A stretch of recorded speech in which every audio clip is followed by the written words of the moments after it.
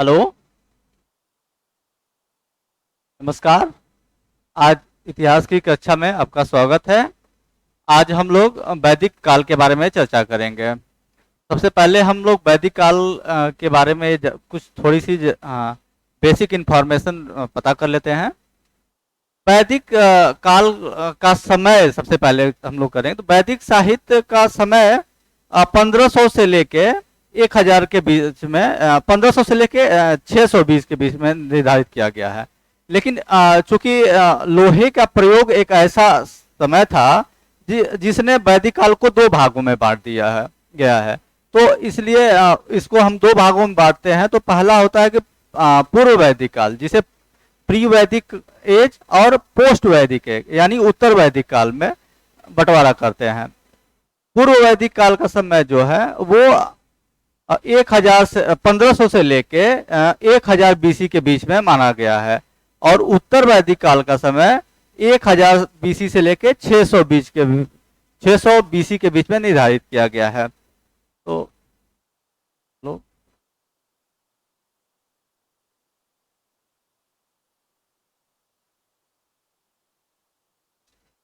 वैदिक काल, तो सबसे पहले पूर्व वैदिक काल।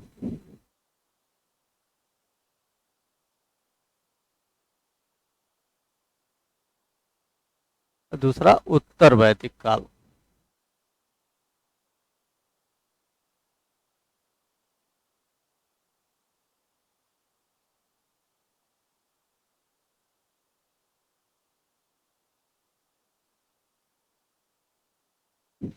इसका समय जो निर्धारित किया गया वो 1500 बीसी से 1000 बीसी। और उत्तर वैदिक काल का 1000 बीसी 600 बीसी।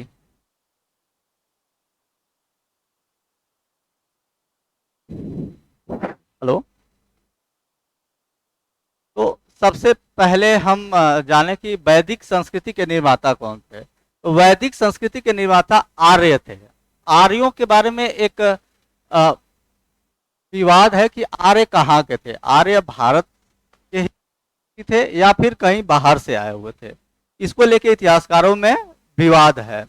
हालांकि कई इतिहासकारों ने इसको इन लोग को भारतीय मूल का भी बताया है, और अधिकतर इतिहासकार, पश्चिमी इतिहासकार और भारत में कई सारे इतिहासकारों ने उन्हें विदेशी बताया कि ये इन्होंने विदेश से आए हुए हैं।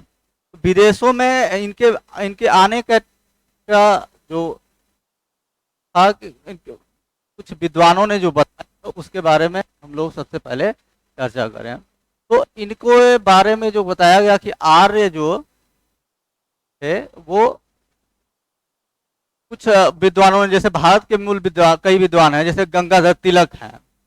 तिलक कहते हैं कि आर्य जो है वो उत्तरी ध्रुव से आए थे। उत्तरी ध्रुव, उन्होंने अपनी एक पुस्तक लिखी द कटिक होम,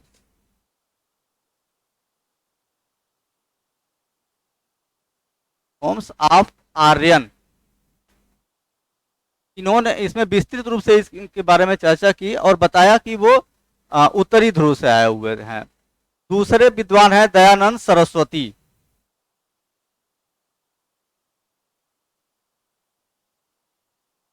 इन्होंने कहा कि आर्य जो है वो तिब्बत मूल के निवासी थे, वो तिब्बत से भारत में आए थे। तीसरे विद्वान हैं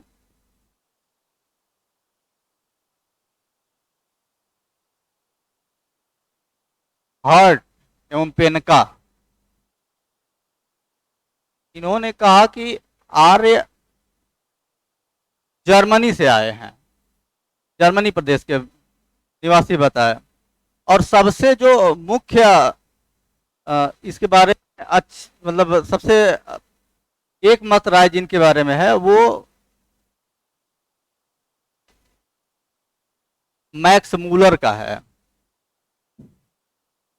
मैक्स मूलर कहता है कि ये मध्य एशिया के बैक्टीरिया के निवासी थे, जो वहां से आए और धीरे धीरे आए और अपनी संस्कृति का प्रसार भारत में इन्होंने किया था। तो इस मैक्स मुलर ने इसके लिए अपना कुछ साक्ष्य भी प्रस्तुत किया है जो काफी प्रभावी हैं, इसीलिए इन साक्ष्यों के हिसाब से अधिकतर इसी बात को लेकर मान्यता है। मैक्स मुलर बताता है कि जो आर्यों का मूल ग्रंथ है, जो सबसे प्राचीन ग्रंथ है, वो ऋग्वेद है। और ऋग्वेद के ही समकालीन ग्रंथ ईरान में एक जिंद अवेस्ता नाम का ग्रंथ मिलता है। तो जिंद अवेस्ता में जो वैदिक आर्यों के कुछ देवता हैं, वो जैसे इंद्र हैं, मित्र है, वायु है, ये तीनों के बारे में चर्चा जिंद अवस्था में भी मिलती है। तो इंद्र को वहां भी इंद्र कहा गया और वायु को थोड़ा सा उच्चारण के हिसाब से अंतर जो किया गया, तो वायु को वहां पर जिंद अवस्था में वायु कहा गया। और तीसरे देवता है मित्र। मित्र जो देवता थे वहां पे थोड़ा सा सब उच्चारण में अंतर करके मित्र का नाम दिया गया। तो इस जैसे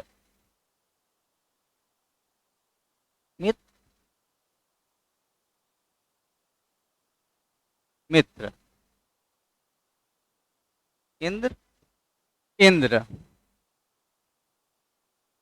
और वायु और वायु, इस इन यहाँ ये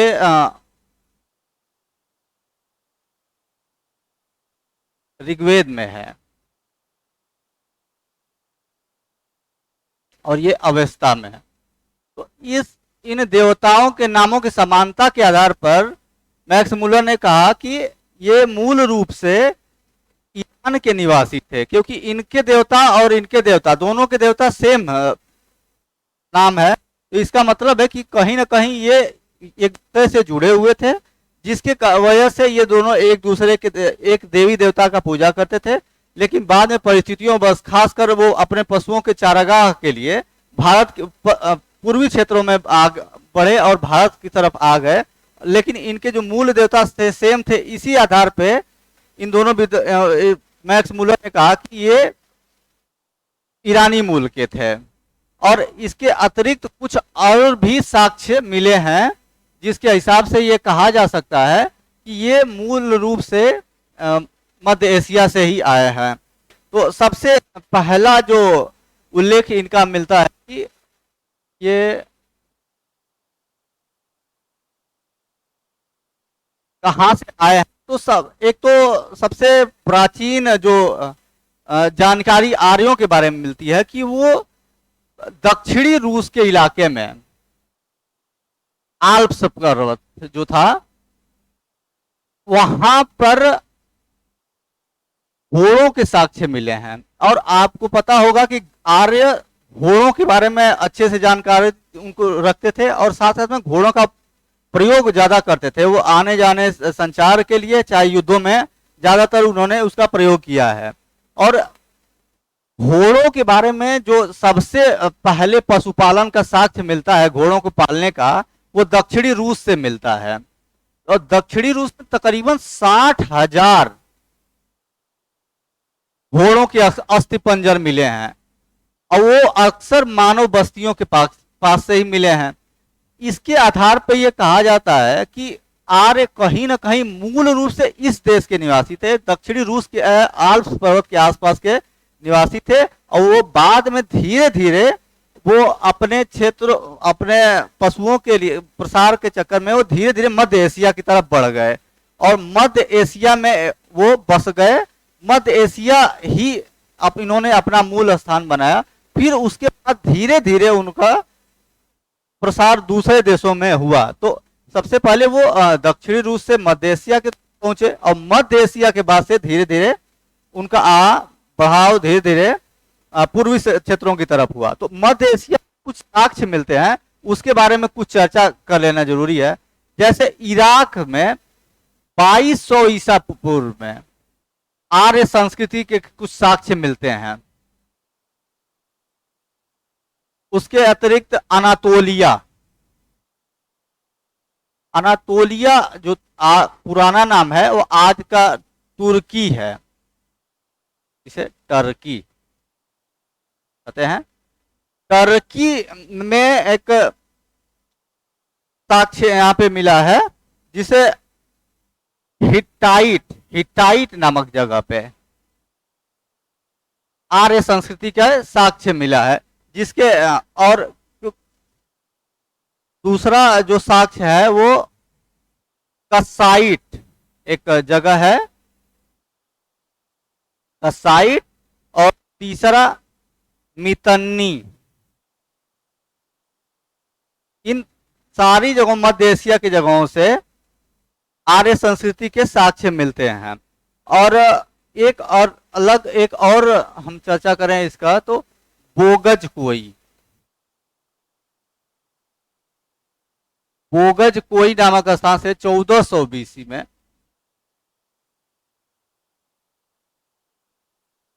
एक साक्ष्य मिला है आर्य संस्कृति का। इसमें यहाँ पर बोगज कोई में दो आर्यों के दो कबीले थे, खत्ती और मितन्नी। खत्ती और मितन्नी में किसी बात को लेकर विवाद था, और इस विवाद को सुलझाने के लिए एक संधि पे हस्ताक्षर किए गए। और संधि में जिन देवी देवताओं का को साक्षी बनाकर शपथ लिया गया, उसमें 4 देवता जो हैं, इंद्र, मित्र, वरुण और नासत्य का नाम मिलता है।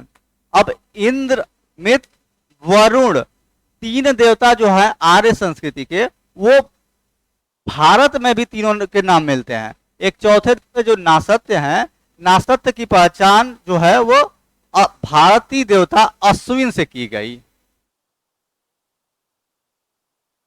अश्विन से की गई है। तो इससे ये पता चलता है कि आर्य जो है वो कहीं ना कहीं इन इलाकों से जुड़े हुए थे, क्योंकि इनके देवी देवता सब कुछ समान थे, चाहे वो मध्य एशिया में रह रहे थे या फिर जो लोग भारत में आ चुके थे उनके भी। तो इसके आधार पर यह कहा जाता है कि आर्य जो है वो मूल रूप से मध्य एशिया के में रहते थे। हालांकि उस पहले वो दक्षिण रूस में उनका साक्ष्य मिलता है, बाद में उनका प्रभाव फैलाव मध्य एशिया में आया, और मध्य एशिया एक अस्थायी निवास इनका हो गया था, और मध्य एशिया के बाद धीरे धीरे उनका प्रसार दूसरे क्षेत्रों में हुआ।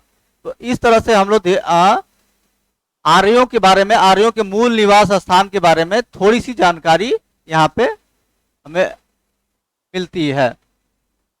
अब सबसे पहले भारत में आर्यों का जो आगमन हुआ, तो वो किन किन क्षेत्रों से पहले आए, कौन कौन से जगहों पे वो रहे, किन किन नदियों का, किन किन भौगोलिक क्षेत्रों का उन्होंने अपनी ऋग्वेद में वर्णन किया है, उसके बारे में हम लोग जान लें, क्योंकि अक्सर ये क्वेश्चन पूछे जाते हैं परीक्षाओं में, इसलिए ये इन पे चर्चा कर लेना ज्यादा सही रहेगा।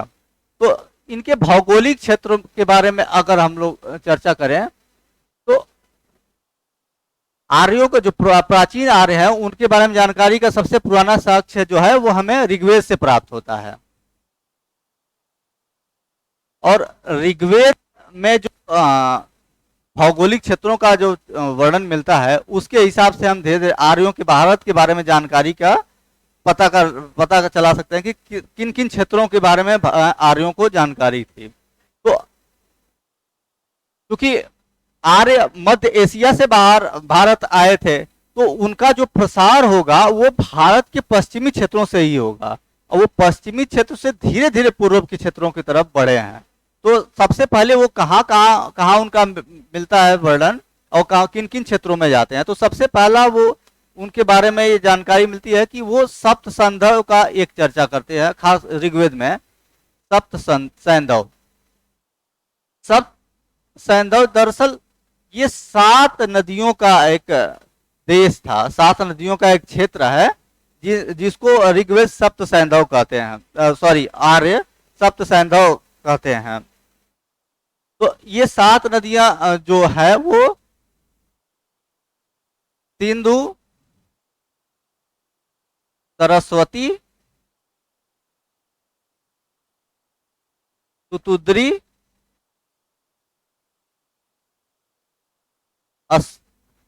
अस्किनी, परुषणी और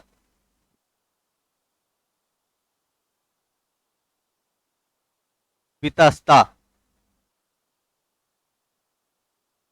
ये वितस्ता जो हम एक परीक्षाओं में ये सवाल पूछे अक्सर जाते हैं कि इन नदियों का जो ऋग्वेद में वर्णन है वो आधुनिक नाम क्या होता है, तो सतपुरी को सतलज कहते हैं, ये अक्सर पूछा जाता है।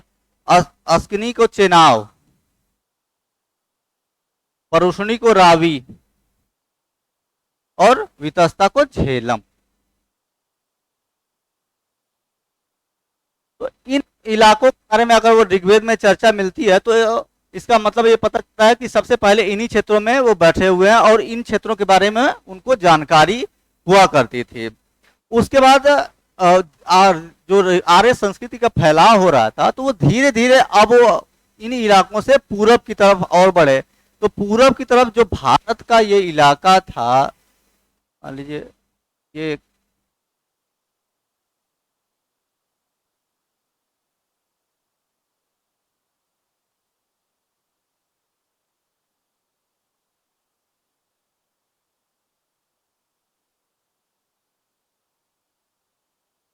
तो जब वो आते हैं ये पाकिस्तान का इलाका होगा, ये अफगानिस्तान के कुछ इलाके हो गए। तो वो जब उनका आर्यों का आगमन हुआ तो वो ये सब सैंधव प्रदेशों की चर्चा करते हैं। उसके बाद वो धीरे धीरे जब इस सब सैंधव को क्रॉस करते हैं तो इन इलाकों में हरियाणा के कुरुक्षेत्र वाले इलाके में जब आते हैं तो इस क्षेत्र को वो ब्रह्मवर्त नाम देते हैं, ब्रह्मवर्त क्षेत्र। उसके बाद अब जब धीरे धीरे उसके बाद और जब ये इनका विस्तार गंगा घाटी के क्षेत्रों में होता है और गंगा के इलाकों में ये जब धीरे धीरे पहुंच जा रहे हैं तो इस इलाके का नाम वो ब्रह्मर्षि देश रखते हैं। ये अक्सर ये क्वेश्चन पूछे जाते हैं कि ब्रह्मर्षि देश से तात्पर्य क्या है आर्यों की संस्कृति में, तो वो है गंगा यमुना दोआब वाले क्षेत्र को ब्रह्मर्षि देश कहा जाता है। और तीसरा जो इनके बारे में इनका नामकरण है कि वो उत्तर भारत से लेके और विंध्य पर्वत के इलाके में जब वो पहुंचते हैं तो इसका नाम वो पूरा मध्य देश रखते हैं, इसको मध्य देश कहते हैं। और जब वो पूरे बिहार और बंगाल पूरे इलाके पे वो उनका जब कब्जा हो जाता है तो वो इसको आर्यावर्त कहते हैं। तो ये पूरा क्षेत्र आर्यावर्त के नाम से जाना जाता है। तो ये इनका भौगोलिक विस्तार थोड़ा सा हम लोग चर्चा कर लिया। इसके बाद आर्यों के सबसे जो ज्यादा वैदिक संस्कृति से क्वेश्चन पूछे जाते हैं, वो सबसे ज्यादा क्वेश्चन पूछे जाते हैं कि आर्यों वैदिक संस्कृति है उसके स्रोत क्या क्या हैं, तो कौन कौन से उसके साहित्य उपलब्ध हैं और साहित्यों से वो क्वेश्चन पूछा जाता है। जैसे वेद हैं, वेदों के कितने ब्राह्मण हैं, उनके ब्राह्मणों के अरण्यक हैं, अरण्यक के कौन से उपनिषद हैं, तो उसके बारे में अक्सर क्वेश्चन पूछे जाते हैं। तो इनका सबसे पुराना और सबसे प्राचीन जो है वो ऋग्वेद है। ऋग्वेद जो है वो 10 मंडल में बटा है, 10 मंडल, 1028 सूक्त और 10,580 मंत्र हैं। ये अक्सर ये क्वेश्चन पूछे जाते हैं, कई बार ये क्वेश्चन पूछ जाते हैं। तो और ऋग्वेद को जो है वो 3 भागों में बांटा गया है। तो ये है साकल, वाल्खिल और वास्कल। साकल में 1017 मंत्र हैं, वाल्खिल 11 मंत्र और वास्कल में 56 मंत्र। हालांकि वास्कल अप्राप्य है, अभी तक बस इतना ही मिला प्राप्त हो चुका है। तो ये तो ऋग्वेद के बारे में जानकारी हो गई। और ऋग्वेद के बाद में अगर इसके जो ब्राह्मण हैं, अरण्यक है, तो एक इसका सीक्वेंस हम लोग जान लें कि वेदों के बाद कौन कब ब्राह्मण लिखे गए, ब्राह्मण, अरण्यक और उनका उपनिषद। तो इनका जो सीक्वेंस देखेंगे तो ये सीक्वेंस बनता है वैदिक वेद, वेद कोई भी लिखा गया, वेदों के बाद ब्राह्मण लिखे गए, ब्राह्मण के बाद अरण्यक लिखे गए और अरण्यक के बाद उपनिषद लिखे गए। दरअसल वेदों के जो व्याख्या की गई वो ब्राह्मणों में की गई, ब्राह्मण ग्रंथों में, और ये ब्राह्मणों ग्रंथ के परिशिष्ट के रूप में अरण्यक मिलते हैं और सबसे अंतिम में उपनिषद लिखे गए। तो हम इस तरह से देखें तो ऋग्वेद का ब्राह्मण क्या सा है, अरण्यक कौन सा है और उपनिषद क्या है।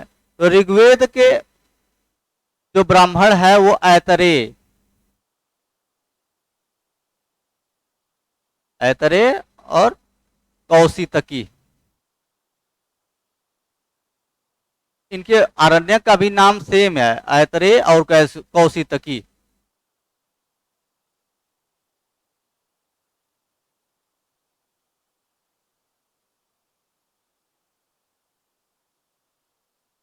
उपनिषद भी सेम नाम है, ऐतरेय और कौशितकी।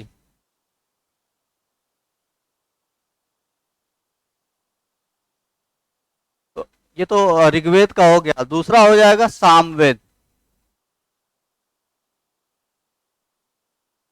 अच्छा, एक ऐतरेय ब्राह्मण में, एक ऐतरेय में देख लिया जाए तो कुछ चीजें पूछे जाती हैं कि इनसे क्या क्या जानकारी मिलती है। तो सबसे ज्यादा जो है ऐतरेय ब्राह्मण से, ऐतरेय ब्राह्मण से राज्याभिषेक से संबंधित जानकारी मिलती है।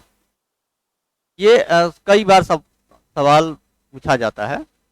और उसके बाद सामवेद की हम चर्चा करें।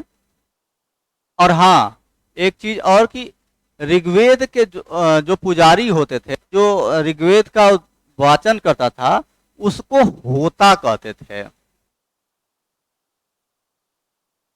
ऋग्वेद के वाचन करने वाले को होता। सामवेद, सामवेद, सामवेद दरअसल इसमें सिर्फ 1500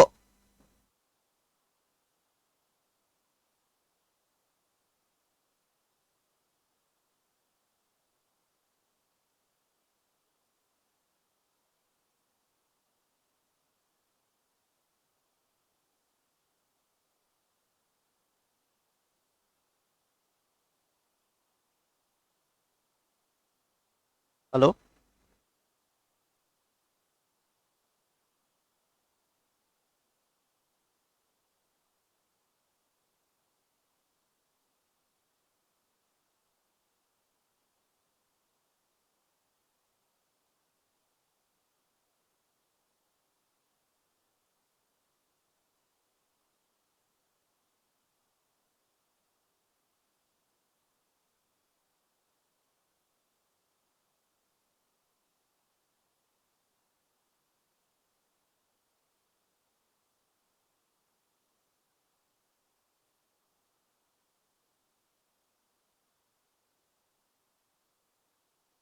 एक तो हम लोग एक चर्चा भूल गए कि ऋग्वेद के बारे में, कि ऋग्वेद के जो 10 मंडल हैं उससे क्वेश्चन पूछे जाते हैं।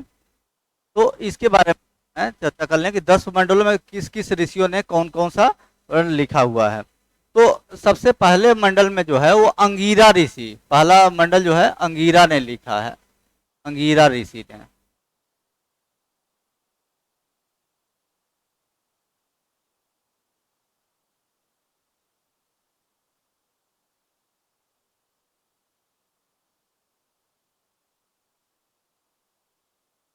दूसरा मंडल जो है गुत्समद ने।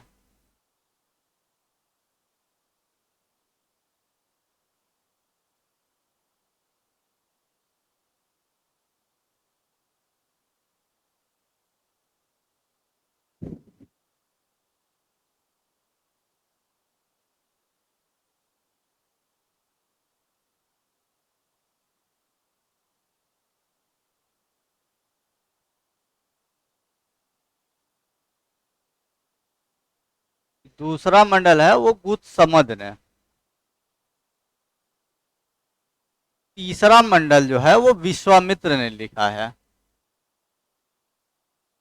विश्वामित्र तीसरा मंडल सबसे क्योंकि इसी में गायत्री मंत्र की रचना है।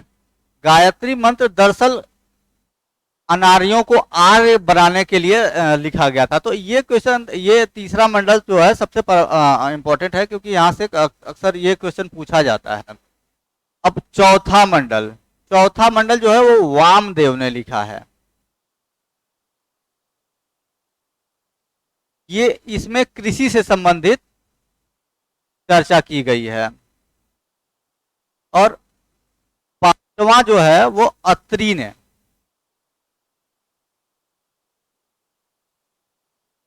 छठा जो है वो भारद्वाज ने।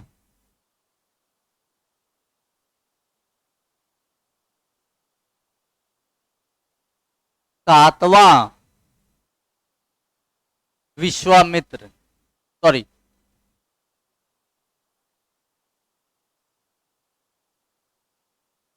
वशिष्ठ ने।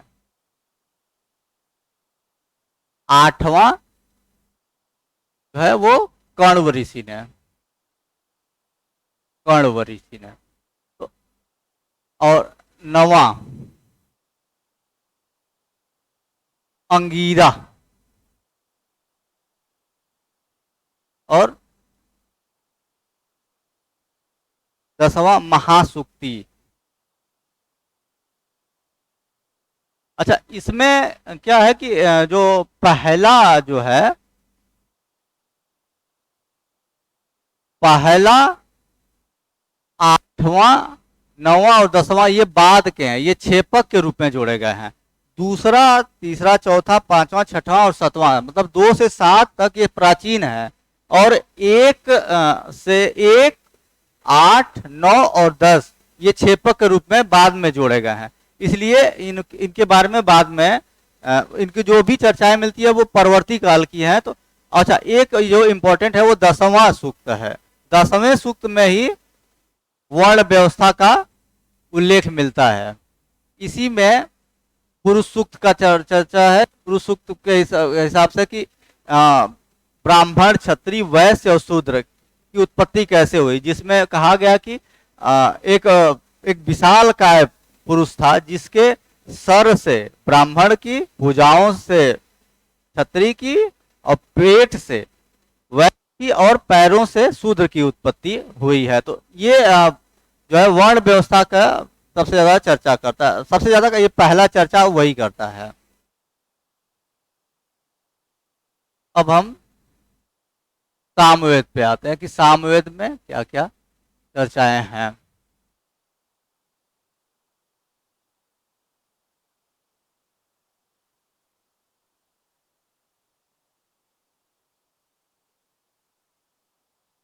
सामवेद में सबसे पहले तो कि सामवेद में सिर्फ 1549 मंत्र हैं, जिसमें अधिकतर जो ऋग्वेद से लिए गए हैं। इसके सिर्फ 45 मंत्र जो हैं वो सामवेद के मूल हैं, नहीं तो जितने भी हैं वो अक्सर वो सामवेद ऋग्वेद से ही लिए गए हैं। इसका सबसे ज्यादा जो चर्चा मिलती है कि इसके बारे में सबसे ज्यादा चर्चा ये संगीत का, भारतीय संगीत की उत्पत्ति का मूल स्रोत यहीं से माना जाता है। जो भारतीय संस्कृत के मूल स्वर हैं सा, रे, ग, म, प, ध, नी, ये जो 7 शब्द हैं संगीत के, वो उसकी चर्चा यहीं से मिलती है। अब इसके बाद सामवेद के जो ब्राह्मण ग्रंथ हैं, ब्राह्मण, आरण्यक और उपनिषद, इनके बारे में देखा जाए।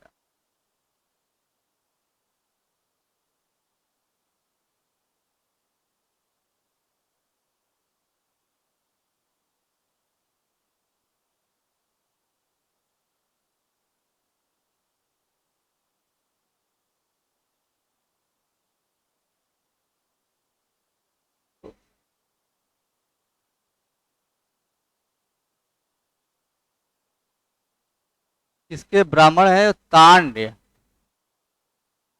और जैमिनी। तांड्य ब्राह्मण बहुत सबसे बड़ा ब्राह्मण है, इसको महाब्राह्मण भी कहते हैं। क्योंकि ये 25 भागों में बटा हुआ है, इसलिए इसे पंचविश ब्राह्मण भी कहते हैं।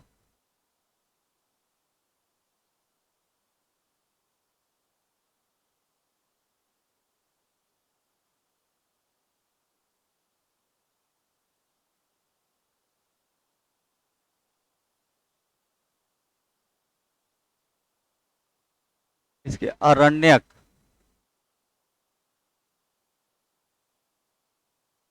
छंदोग्य और जैमिनी है। और अरण्यक उपनिषद, उपनिषद है वो, उसका भी नाम छंदोग्य और जैमिनी है। अब तीसरा जो है वो यजुर्वेद। यजुर्वेद जो है एक सबसे बड़ी इसकी विशेषता है कि ये गद्य और पद्य दोनों में मिलता है, एकमात्र यही है, गद्य और पद्य। तो यजुर्वेद को दो भागों में बांटा गया कि शुक्ल यजुर्वेद और कृष्ण यजुर्वेद।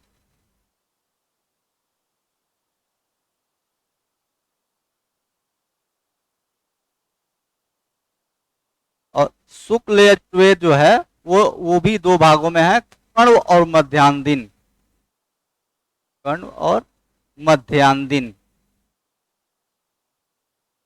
कृष्ण यजुर्वेद ये चार भागों में है, कापल, काठक, कपिस्थल, कपिस्थक, मैत्रायणी और तैतरिया। तैतरिया ये चार भागों में बांटा गया है। अब इसके ब्राह्मण जो है, ब्राह्मण शुक्ल, सॉरी, शुक्ल यजुर्वेद जो है, शुक्ल यजुर्वेद का ब्राह्मण जो है वो शतपथ ब्राह्मण, शुक्ल का शतपथ ब्राह्मण। इसके जो रचयिता है, जो इन्होंने जिसको लिखा वो याज्ञवल्क्य ऋषि हैं। अच्छा, शतपथ ब्राह्मण में ही सबसे पहले जल प्लावन की चर्चा मिलती है। ये क्वेश्चन अक्सर पूछा जाता है कि जल प्लावन की चर्चा कहाँ से मिलती है, तो वो शतपथ ब्राह्मण से मिलता है। साथ साथ में यहाँ से पुनर्जन्म के बारे में भी जानकारी मिलती है। और ये भी इसके अरण्यक जो देखा जाए, अरण्यक, अरण्यक इसके हैं बृहदारण्यक, तैतरिया और शतपथ, शतपथ ब्राह्मण, तो अरण्यक। और उपनिषद, उपनिषद जो इसके हैं वो बृहदारण्यक उपनिषद, कठोपनिषद, कठोपनिषद, ईशोप, ईशोप और श्वेताश्वर, ये इसके अरण्यक मिलते हैं, सॉरी उपनिषद मिलते हैं। अब आखिरी जो है वो अथर्ववेद के बारे में जान लें हम लोग।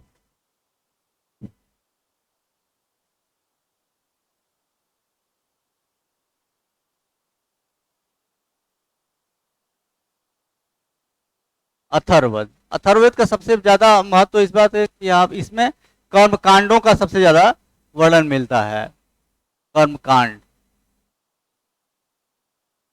और जन जीवन से संबंधित इसमें सबसे ज्यादा चर्चा हुई है, इसलिए लिए इसको सबसे ज्यादा प्रचलन में माना जाए, सबसे लोकप्रिय वेद इसी को माना जाता है। तो इसके बारे में क्या है कि इसके जो ब्राह्मण, एकमात्र ब्राह्मण है जो, वो गोपथ ब्राह्मण है। गोप, अरण्यक इसका कोई नहीं है। और उपनिषद, मुंडक, मांडुक और प्रस्थ, ये इसके 3 उपनिषद मिलते हैं। तो एक एक इसके अलावा एक और जो चर्चा हम करें कि जो क्वेश्चन अक्सर ये पूछा जाता है कि जैसे ऋग्वेद है, ऋग्वेद, सामवेद, यजुर्वेद,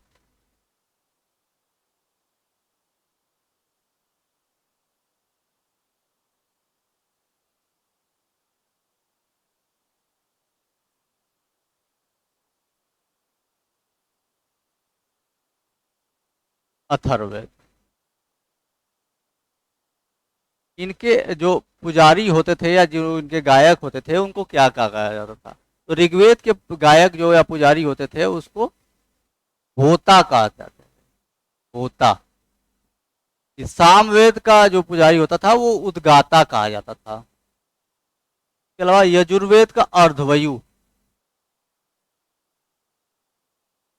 और अथर्ववेद का ब्रह्मा।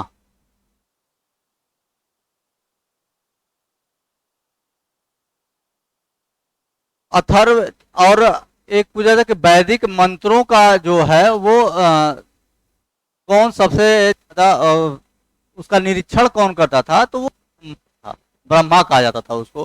ब्रह्मा वैदिक मंत्रों या वैदिक यज्ञों का निरीक्षण करता भी कहा जाता था। ठीक है,